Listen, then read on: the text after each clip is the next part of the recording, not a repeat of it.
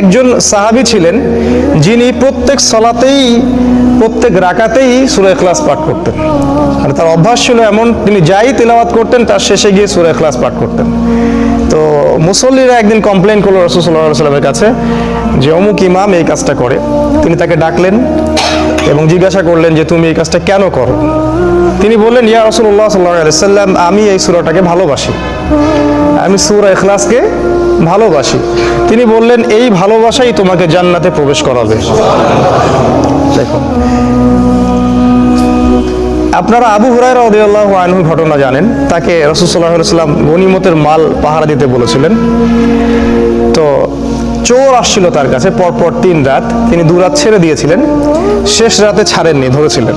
তো সেই চোর তাকে বলেছিল যে আমাকে যদি তুমি ছেড়ে দাও আজকের মতো, তাহলে আমি তোমাকে এমন একটা আমল শিখিয়ে দিব যেটা তোমাকে সারা রাত শয়তান এবং জিন এবং যাবতীয় অকল্যাণ থেকে হেফাজত করবে।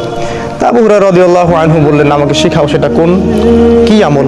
তিনি বললেন যে যদি তুমি ঘুমানোর আগে আয়াতুল কুরসি তেলাওয়াত করো, তাহলে সারা রাত যাবতীয় অকল্যাণ থেকে তুমি হেফাজতে থাকবে। তো তিনি তার কাছ থেকে এই জ্ঞানটা নিয়ে তাকে ছেড়ে দিলেন। পরের দিন সকালে রাসূল সাল্লাল্লাহু আলাইহি ওয়াসাল্লাম বললেন যে তোমার গত রাতের চোরের কি খবর?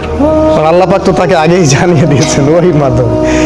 তো তিনি বললেন, ইয়া রাসূলুল্লাহ, এরকম ঘটনা ঘটছিল, আমি তো ছেড়ে দিছি আর কি, সে তো আমাকে একটা আমল শিখাই দিছে। তখন তিনি বললেন যে তোমাকে আমলটা শিখিয়ে দিয়েছে সে ছিল ইবলিস, কিন্তু সে বরাবরই মিথ্যা বলে, এই কথাটা সে সত্য বলেছে। তার মানে ইবলিসের কাছ থেকেও খায়ের নেওয়া যায় যদি সেটা রাসূল সাল্লাল্লাহু আলাইহি ওয়াসাল্লাম এবং আল্লাহর বিধানের অনুকূলে হয়।